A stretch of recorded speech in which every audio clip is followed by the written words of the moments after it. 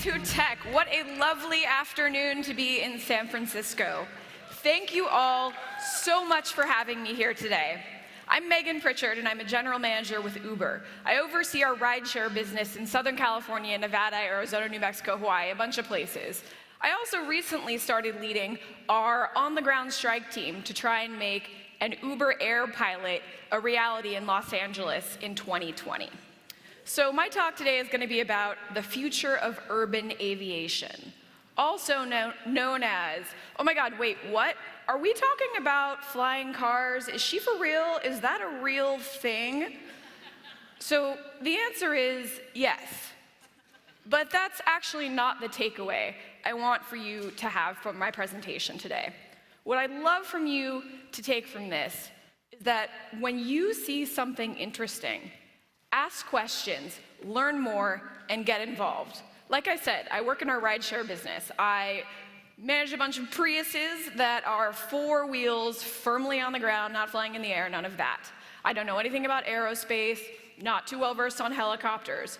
But when I started hearing that Uber was entering this space, it captured my imagination. I'm from LA, traffic is terrible. Imagine that, being able to fly over it, don't have to deal with it, amazing. So I reached out and I asked how I could get involved. And here we are today. And I'm very, very excited to share with you the latest and greatest of this amazing technology. So let's talk about this. Over half of the world's 7 billion people today live in urban areas. This is expected to balloon to 6 billion people living in urban areas by 2045. Think about what that means. Horrible traffic, bad infrastructure, waiting all the time, a mess to get anywhere. We need to find a better solution to move people and things cleanly and efficiently and quickly throughout our urban environments. So when we started looking at density of people entering cities, we started to build up. We started to utilize 3-dimensional space to alleviate some of that congestion of people. And we need to start thinking about how we're going to start using the 3rd dimension for transportation, what we can do to start going up and moving forward. So Uber's been thinking about this for some time, and originally we thought, all right, we got it, on-demand helicopters. Here we go. So we did a pilot in Poland, and in a week we got 90,000 requests. So yes, the market is definitely there. But we had to take a step back and say, all right, let's think about this. Is this really going to be scalable? Could we be doing this in 250 cities around the world? And the answer was no. Helicopters are crazy loud, you know, in the middle of the night when you hear that like wah, wah, wah. Nobody wants that all over your city. Communities are not supportive. Additionally, helicopters are dangerous and scary. They're fundamentally not safe. Nobody wants to be cruising around in helicopters all the time.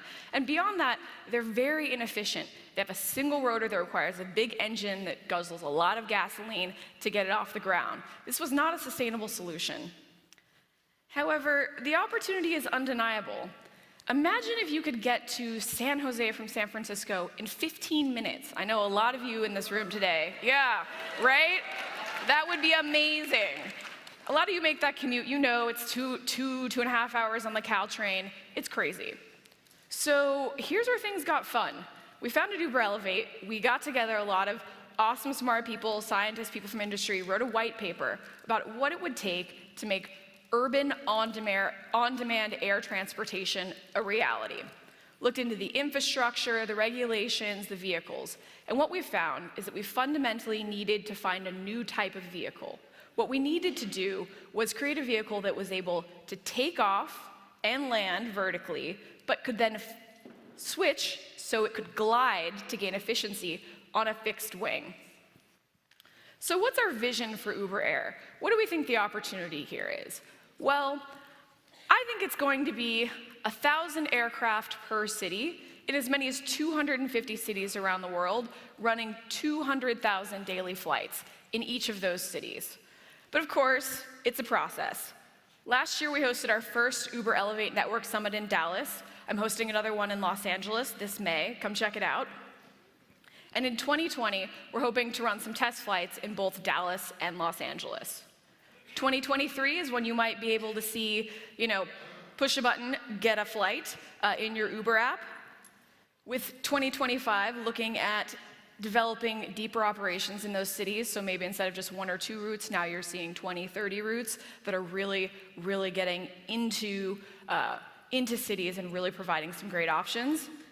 Then finally, reaching out, 2027, expanding geographically, and by 2035, having this scaled to those 250 plus urban areas around the world to be providing efficient, safe transportation. So that's awesome, but how do we get there? Like, what are we really gonna do to get there, and what is Uber's role in all of this? Well, the first thing that we have to offer here is a network of 65 million global active users who would absolutely love to have a product like that. So knowing that there's so much latent demand for something like this in the market, we brought together people from all sorts of industries to create our Uber Elevate network. And this is a group of stakeholders from aerospace manufacturers such as Bell Helicopters to battery companies such as ChargePoint and real estate companies such as Hillwood Group that are all coming together to figure out what it takes to actually make this vision a reality. So what's the key here? What is it about this special craft? What are we looking at? How is it actually working? Well, the key is distributed electric propulsion technology. Sounds like a mouthful. What does it actually mean? Instead of having one big rotor, wah, wah, wah on the top, you have a bunch of tiny rotors across the entire craft that are all electric. Why does this allow us to move forward? Because having DEP technology is quiet. Electric motors are quiet. You guys ever had the experience of like a Prius sneaking up on you? I know, right? Same thing. These motors are quiet. They're safe because you've got lots of rotors. So if one of them goes out, you've got more. You can stay in the air. They're eco-friendly, all electric, as I mentioned, and they are efficient and cost-effective. So that's what we're looking at. Here's a vision of what one of these would look like. As you can see, it takes off vertically and then transitions to glide on its wings.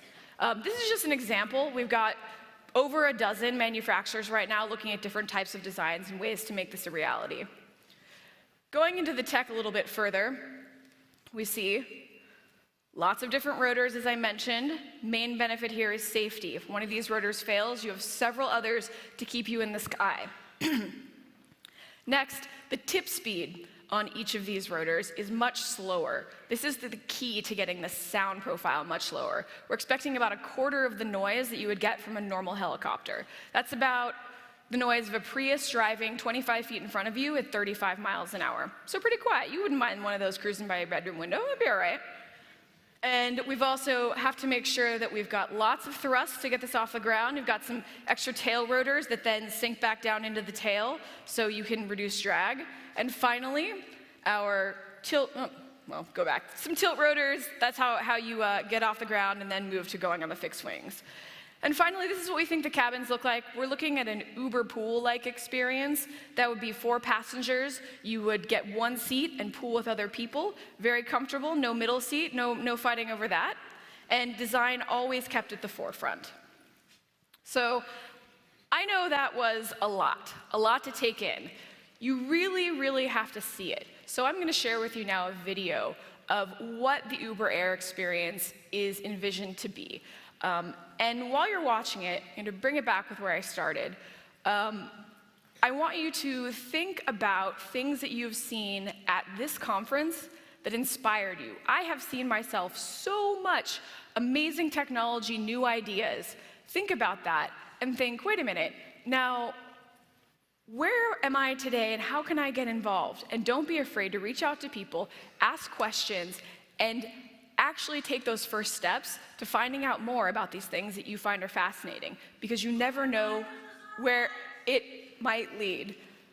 So please enjoy the videos, and thank you very much.